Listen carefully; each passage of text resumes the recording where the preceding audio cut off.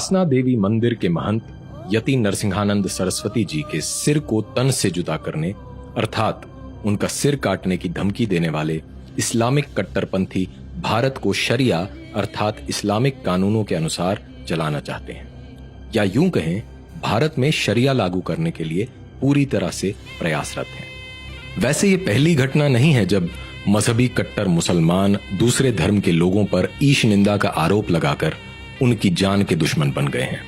ऐसी असंख्य घटनाओं में से एक अति महत्वपूर्ण घटना आज से लगभग 100 वर्ष पूर्व ब्रिटिश भारत में घटित हुई थी, जिसे मुस्लिम तुष्टीकरण की राजनीति के कारण लगभग भुला दिया गया है। तो जानते हैं क्या थी वो घटना और क्या थे उसके पीछे के कारण। 1920 के दशक में ब्रिटिश भारत में मुस्लिम तुष्टीकरण की नीति और मुसलमानों का मजहबी उन्माद अपने पूरे उफान पर था। तुर्की के इस्लामी खलीफा की गद्दी और उसके साम्राज्य को बचाने के लिए पूरे भारत में मोहनदास गांधी की अध्यक्षता में कांग्रेस के समर्थन से मुसलमानों द्वारा खिलाफत आंदोलन चलाया जा रहा था। पूरे भारत में धर्मांतरण, क्रूरता और वहशीपन की घटनाएं अपने चरम पर थीं।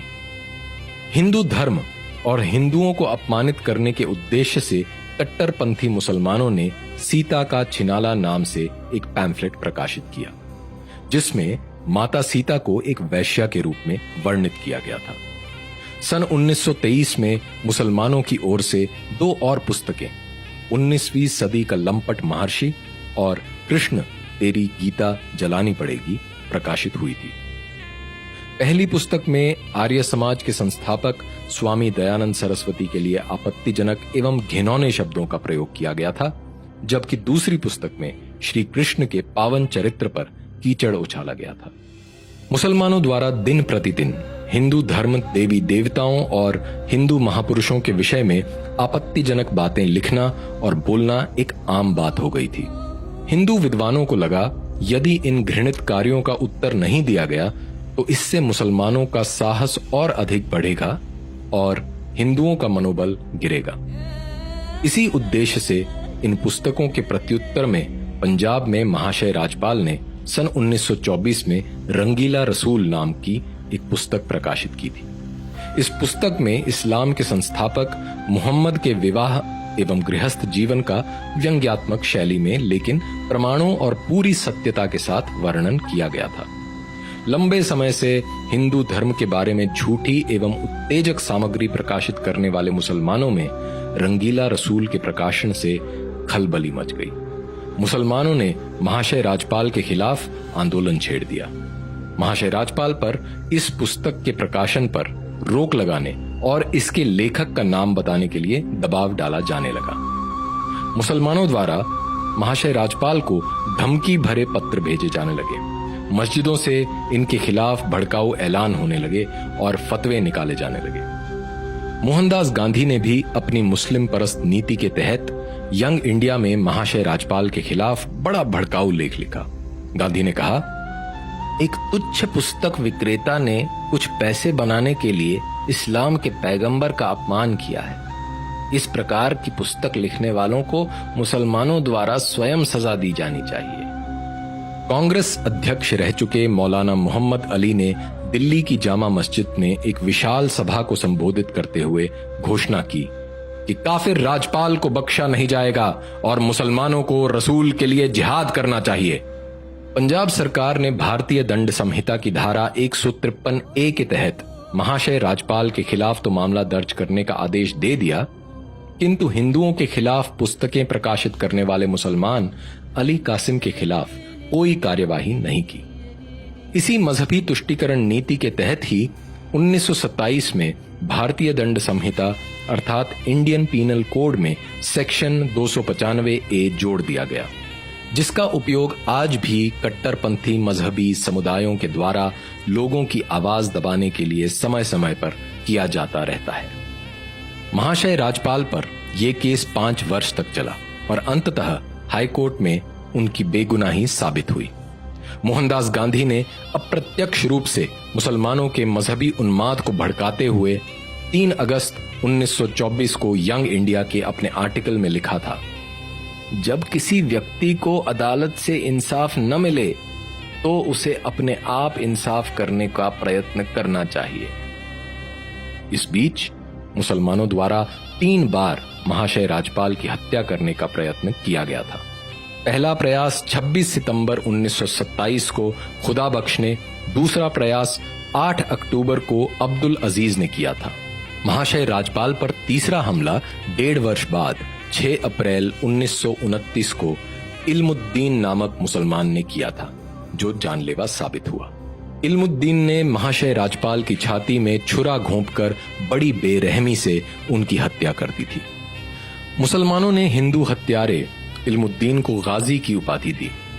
उसे एक नायक और सच्चा मुसलमान बताते हुए उसके लिए जिंदाबाद के नारे लगाए गए और मस्जिदों में उसके लिए दुआएं पढ़ी गईं। उसे कानूनी सहायता और उसके परिवार को आर्थिक सहायता देने के लिए देश भर के मुसलमानों ने भारी मात्रा में चंदा इकट्ठा किया।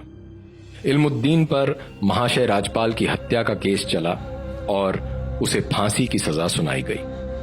मोहनदास गांधी द्वारा कैद आजम कहे जाने वाले मोहम्मद अली जिन्ना ने कोर्ट में इल्मुद्दीन की पैरवी की थी। 31 अक्टूबर 1929 को इल्मुद्दीन को फांसी दे दी गई। उसके जनाजे में 6 लाख मुसलमान इकट्ठा हुए। इतना ही नहीं, मोहम्मद इकबाल ने इल्मुद्दीन के जनाजे में उसे कंधा दिया और कहा, असी वेखदे रह गए ऐ तरखाना दा मुंडा बाजी ले गया। अर्थात हम सब देखते ही रह गए और ये बढ़ई का लड़का सारा सवाब ले गया। मोहम्मद इकबाल ने न केवल इल्मुद्दीन की प्रशंसा की, बल्कि ये भी कहा कि राजपाल को बहुत पहले ही मार दिया जाना चाहिए था। आज ही की तरह उस समय भी एक ओर जहां अपने मजहबी उद्देश्यों को पूरा करने के लिए राजनीति का उपयोग करने वाले मोहम्मद अली जिन्ना, मोहम्मद इकबाल और मोहम्मद अली जौहर जैसे मुसलमान थे, जिन्होंने अपने मजहब को प्राथमिकता देते हुए बिना किसी संकोच एवं दुविधा के एक मुसलमान इल्मुद्दीन का साथ दिया था और रंगीला रसूल के प्रकाशक को ही दोषी ठहराया था, वहीं दूसरी ओर मोहनदास गांधी जैसे तथाकथित हिंदू नेता थे जो हिंदू मुस्लिम एकता के नाम पर हिंदुओं को भ्रमित करते रहे। महाशय राजपाल की इस क्रूर हत्या का बदला लेना तो दूर की बात है, हिंदुओं ने तो जहां महाशय राजपाल को लगभग भुला ही दिया है, वहीं मुसलमानों ने इल्मुद्दीन को एक सच्चा मुसलमान दिखाते हुए उसके ऊपर फिल्मों का निर्माण किया और आज भी लाहौर में लाखों मुसलमान इल्मुद्दीन की कब्र पर इकट्ठा होते हैं और दुआएं पढ़ते हैं।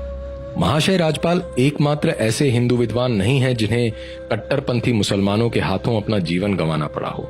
स्वामी श्रद्धानंद और नाथूराम शर्मा को भी क्रमशः अब्दुल रशीद और अब्दुल कय्यूम के हाथों अपना जीवन गंवाना पड़ा था। 100 साल बाद भी भारत में कुछ नहीं बदला है। न तो मजहबी कट्टरपन बदला है और न ही नेताओं की तुष्टीकरण की नीति बदली है। आज भी हिंदू उन मूल विहीन दलों के पीछे चल रहे हैं जो अपने राजनीतिक हित साधने के लिए धर्म को केवल एक साधन के रूप में इस्तेमाल कर रहे हैं। 2 दिसंबर 2015 को तत्कालीन उत्तर प्रदेश सरकार के मंत्री आजम खान ने आरएसएस के नेताओं पर समलैंगिकता का आरोप लगाते हुए कहा था, आरएसएस के नेता समलैंगिक अर्थात होमोसेक्सुअल होते हैं, इसीलिए वो शादी नहीं करते हैं। इसके प्रत्युत्तर में अगले दिन कमलेश तिवारी ने इस्लाम के संस्थापक मोहम्मद को दुनिया का पहला समलैंगिक करार दिया था। इसके बाद पूरे भारत में मुसलमानों ने शरिया के अनुसार कमलेश तिवारी के लिए मौत की सजा की मांग करते हुए उपद्रव करना आरंभ कर दिया था। अगले ही दिन उत्तर प्रदेश सरकार ने कमलेश तिवारी को NSA अर्थात राष्ट्रीय सुरक्षा कानून के तहत गिरफ्तार कर लिया। कमलेश तिवारी पर IPC की धारा 153A और 295A के तहत केस चलाया गया और उन्हें कई महीने जेल में रहना पड़ा। अखिल भारत हिंदू महासभा ने पहले ही यह स्पष्ट कर दिया था कि कमलेश तिवारी हिंदू महासभा के एक साधारण कार्यकर्ता हैं और उन्होंने जो कहा है वो उनके निजी विचार हैं, वह हिंदू महासभा का विचार नहीं है। लेकिन संविधान और शरिया का अपनी सुविधा अनुसार उपयोग करने वाले मुसलमान इतने से संतुष्ट नहीं थे।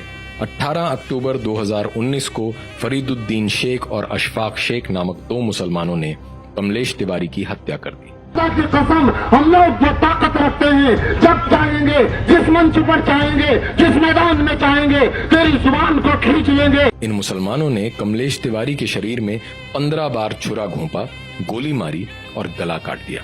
कमलेश तिवारी की इस जघन्य हत्या के बाद भी कोई प्रभावी कदम उठाने की बजाय तथाकथित हिंदूवादी संगठन केवल राजनीतिक बयानबाजी करते रहे। कमलेश तिवारी की इस प्रकार हत्या कोई साधारण हत्या का मामला नहीं था। असल में ये कट्टरपंथी मुसलमानों द्वारा सभी गैर इस्लामिक लोगों को दिया गया एक संदेश था। आज भी आए दिन पूरी दुनिया से इस प्रकार की घटनाएं सामने आती रहती हैं, जिनमें बिना किसी भय के हिंदू देवी देवताओं के बारे में उल्टी सीधी टिप्पणियां की जाती हैं। ऐसी टिप्पणियां करने वालों में इतना साहस इसलिए आता है क्योंकि उन्हें लगता है कि हिंदू समाज और हिंदू उनके विरुद्ध कोई प्रभावी कार्यवाही नहीं करेगा। अगर हिंदू समाज इतिहास से न सीखते हुए अब भी अपने धर्म की रक्षा का उत्तरदायित्व अपने ऊपर न लेकर राजनीतिक दलों और नेताओं की ओर देखता है, तो हिंदू सभ्यता को इसके भयंकर परिणाम भुगतने पड़ेंगे। अपने सुरक्षित एवं सुखद भविष्य के लिए प्रत्येक हिंदू को स्वयं को धर्मरक्षक मानना चाहिए और धर्म रक्षा को अपनी सर्वोच्च प्राथमिकता देनी चाहिए।